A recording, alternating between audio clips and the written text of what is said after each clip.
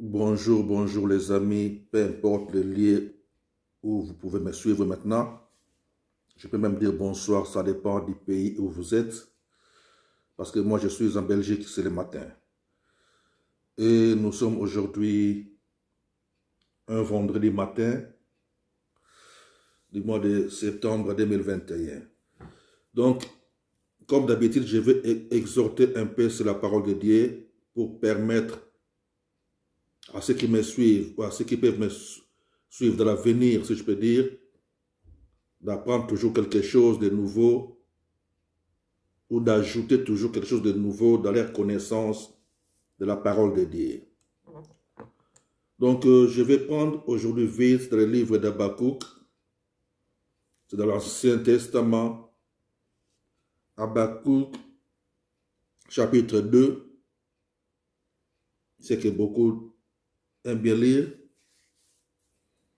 Et je vais vous les expliquer selon ma connaissance, selon ce que moi je sais. Donc, Habakkuk, chapitre 2, je prends le verset 20. Le verset 20 dit ceci, d'Habakkuk chapitre 2. L'Éternel est dans son saint temple. Que toute la terre fasse silence devant lui. L'Éternel est dans son saint temple, que toute la terre fasse silence devant lui.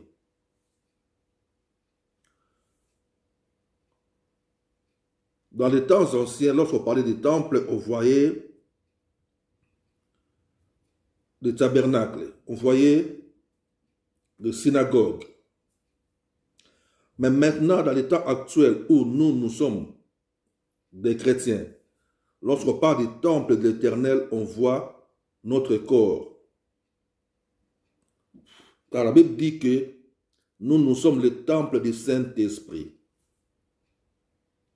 Alors, Habakkuk chapitre 2, le verset 20, nous dit que l'Éternel est dans son Saint-Temple, que toute la terre fasse silence devant lui.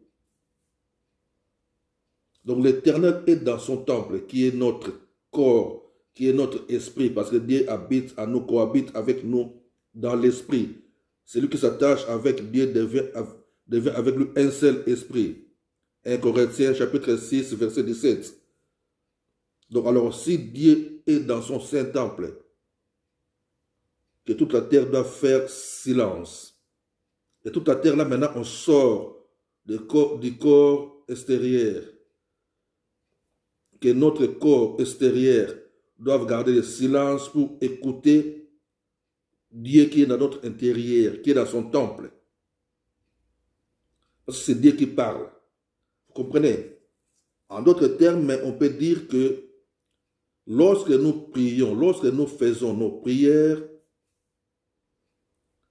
nous devons savoir que la prière, c'est une communication où l'homme parle à son Créateur. Et comme le Créateur habite dans son saint temple, qui est notre esprit, lorsque nous on parle, on doit à un moment donné garder silence pour écouter aussi. Et lorsque l'Éternel nous parle ou il nous répond, il nous transmet les choses, c'est à l'intérieur. Tu peux écouter sa voix. Ou tu peux ne pas écouter la voix, mais tu vas comprendre du coup, il y a des choses qui commencent à venir dans ton intérieur, des connaissances, des rappels des choses, des instructions, des conseils, des choses qu'il faut faire et des choses qu'il ne faut pas faire, des directions à suivre. C'est comme ça que Dieu parle. Donc l'Éternel est dans son saint temple, que toute la terre fasse silence. Maintenant, je reviens vers le chapitre 1er. Toujours le livre de Habakkuk, chapitre 2, chapitre 2, je prends le verset 1er. Habakkuk dit que j'étais à mon poste et je me tenais sur la tour. Je veillais pour voir ce que l'Éternel me dirait et ce que je répliquerai après ma plainte.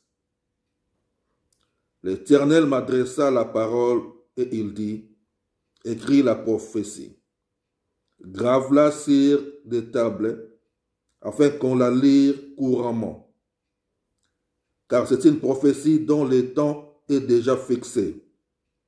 Elle marche vers son terme, et elle ne mentira pas. Si elle tarde, attends-la, car elle s'accomplira. Elle s'accomplira certainement. Alors maintenant ici, qu'est-ce que je veux dire? Je vois aujourd'hui beaucoup partout dans le monde, beaucoup d'enfants de Dieu qui se font des fois appeler Habakkuk, que je suis Habakkuk, je ne sais pas dans quel sens, on ne comprend pas.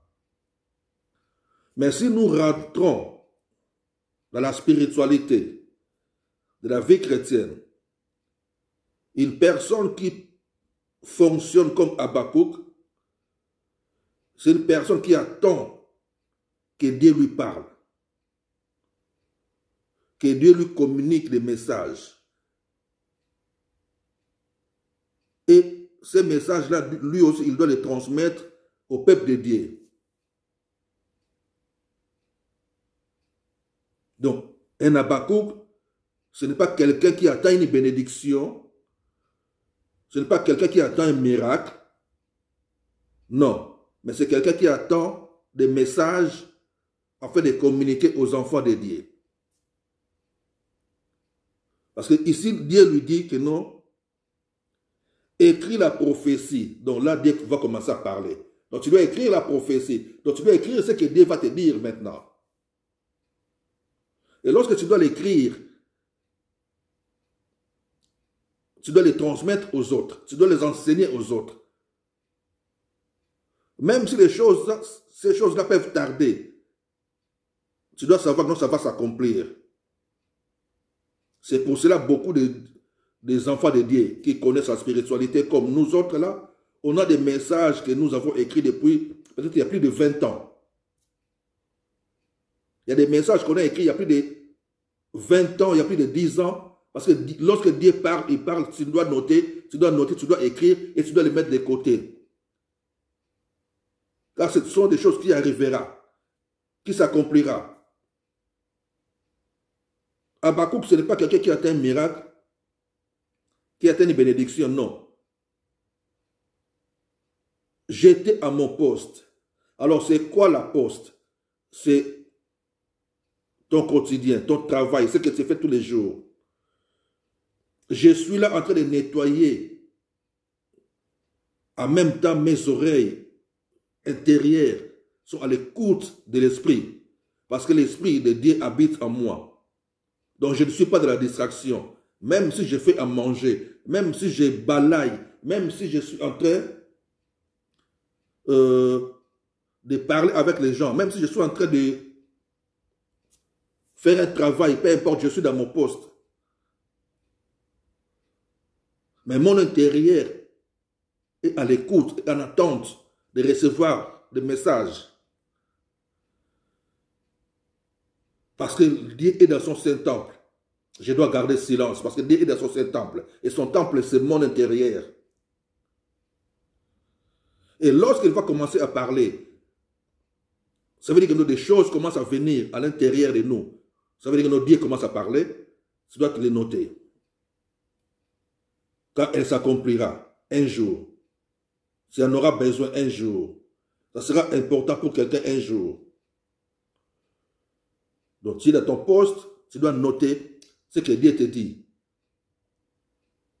Et pendant que Dieu communique avec toi, tu peux aussi poser des questions. Tout ça se passe dans ce temple-là qui est ton intérieur. Et c'est qu'est-ce que je répliquerai après ma plainte? Qu'est-ce que je dois répliquer après que Dieu me parle? Tout se passe dans ton intérieur.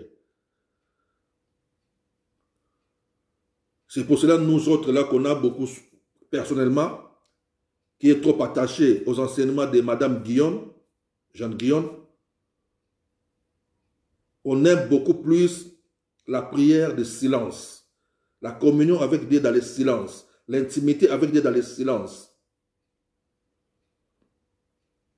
Pareil avec Watchman Né, ce sont des serviteurs, servantes de Dieu qui sont morts il y a plusieurs années.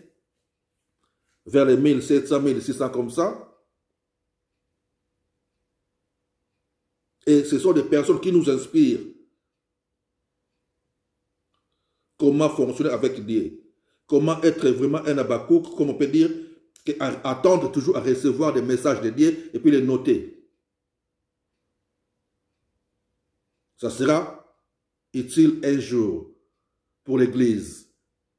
Nous lisons aujourd'hui les livres de Watchman Nee, nous lisons les livres de Madame Guyon. Ce sont des personnes qui sont mortes vers les 1600-1700. Mais leurs messages sont importants aujourd'hui. C'est pour cela que j'ai dit aussi que nous, on a des messages qu'on écrit depuis plus de 20 ans. Et qui seront utiles dans l'avenir. Pour ceux qui viendront après. Vous comprenez? C'est pour cela un enfant de Dieu, tu dois toujours chercher à beaucoup s'attacher dans le domaine spirituel. Parce que Dieu est esprit. L'Éternel est dans son Saint-Temple. Et son Saint-Temple, c'est ton intérieur. Donc, nous devons savoir que un enfant de Dieu doit toujours chercher à vivre dans la consécration. Et lorsqu'on parle de la consécration, nous devons savoir que la consécration n'est qu'une expression de notre intention de nous donner volontairement et sans condition à Dieu. Mais la consécration n'est aussi qu'une première étape de notre parcours spirituel.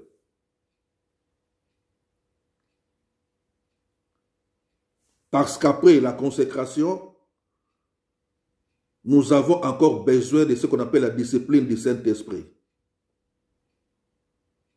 Donc la discipline du Saint-Esprit doit être ajoutée à notre consécration avant que tu puisses devenir utile pour le Seigneur. Il y a plusieurs vases. Ils peuvent avoir plusieurs vases dans une maison. Mais parmi tous ces vases-là, il y a des vases qui sont beaucoup plus importants que les autres. Et c'est pareil aussi avec Dieu. Nous sommes tous des enfants de Dieu. Mais il y a des vases ou des enfants de Dieu qui ont déjà fait un pas de plus dans leur intimité avec Dieu plus que nous. Comme j'aime toujours dire que Dieu, pour moi, c'est comme un immeuble à plusieurs niveaux. Et dans chaque niveau, Dieu est là. Alors, comme Dieu est dans chaque niveau, toi, tu peux être peut-être dans le rez-de-chaussée avec Dieu, mais tu dois terminer tout ce que tu as là dans le rez-de-chaussée avant de monter au premier niveau. Moi, je peux être au premier niveau, mais il y a quelqu'un d'autre qui a déjà monté au deuxième niveau. Et Dieu est dans tous ces niveaux-là. Et d'autres personnes sont peut-être dans le troisième niveau. Ainsi de suite. Mais avant de passer d'un niveau à un autre, tu dois terminer des choses. Tu dois finir avec des choses qui sont attachées encore à ta vie dans les niveaux où tu te trouves. Parce qu'il y a des principes, des disciplines, il faut discipliner toute ta vie. Exemple, c'est comme quelqu'un qui parlait encore beaucoup, on va lui dire qu'avant de monter à ce niveau, ici on ne parle pas beaucoup. Ici on écoute, mais on ne parle pas beaucoup. Donc tu dois d'abord arrêter de beaucoup parler avant de monter à ce autre niveau. Ici, on ne critique pas. Donc tu dois d'abord terminer avec les critiques avant de passer à un autre niveau. Donc il y a beaucoup de choses. Vous comprenez? Alors la consécration, c'est lorsque tu acceptes de donner ta vie au Seigneur et vivre en accord à sa parole. Mais la discipline, c'est l'ensemble des règles que tu vas t'imposer toi-même pour assurer le bon fonctionnement de ta vie spirituelle. Donc, c'est l'obéissance et la soumission à la parole de Dieu. Et lorsque nous commençons à nous focaliser sur ce travail de discipline, c'est là que le Saint-Esprit nous aide à nous discipliner et ça devient la discipline de l'esprit. Car c'est lui seul qui sait ce que nous avons besoin. C'est lui seul qui connaît ce qu'ils doivent enlever en nous. Et la discipline est plus importante que la consécration. Parce que nous-mêmes, on fait souvent des erreurs. Car on fait des choses avec l'idée que c'est bien pour Dieu. On fait des fois des choses avec l'idée que non, ce que je fais, ça peut être bien pour Dieu. Tandis que Dieu attend de nous autre chose. C'est pour cela que le Saint-Esprit nous aide et nous corrige. Nous ne devenons pas de bons serviteurs de Dieu juste parce qu'on connaît la parole de Dieu. Vous comprenez? Le problème est dans notre intérieur. Car notre extérieur, donc le problème ça se trouve dans notre intérieur, là où on est attaché avec Dieu. Car notre extérieur doit recevoir la discipline du Saint-Esprit pour permettre que l'homme intérieur puisse diriger ta vie. Parce que vous pouvez connaître la parole de Dieu et vous pouvez être un bon prédicateur de la parole de Dieu, mais si vous n'êtes pas discipliné, cela veut simplement dire que vous êtes qu'un bon parleur. Parce que vos messages ne seront pas accompagnés par l'Esprit de Dieu. Donc tu peux connaître la Bible de Genèse à l'Apocalypse, c'est bien. Mais ce qui compte pour Dieu est que tu te laisses discipliner par son esprit qui habite en toi. Car c'est lui, Dieu, qui fait de nous ce qu'il veut et non le contraire. Parce que c'est lui qui dirige, c'est lui le boss. Ce n'est pas à moi de faire de Dieu ce que moi je veux. Non, ça ne se fait pas comme ça. C'est lui qui va faire de moi ce qu'il veut. Vous comprenez?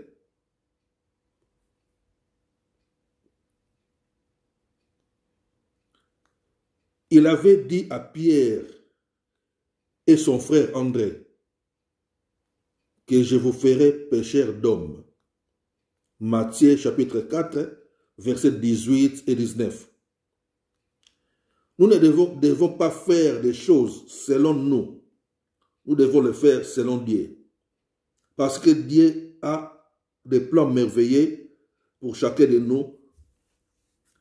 Et nous devons seulement accepter d'être disciplinés. Vous comprenez?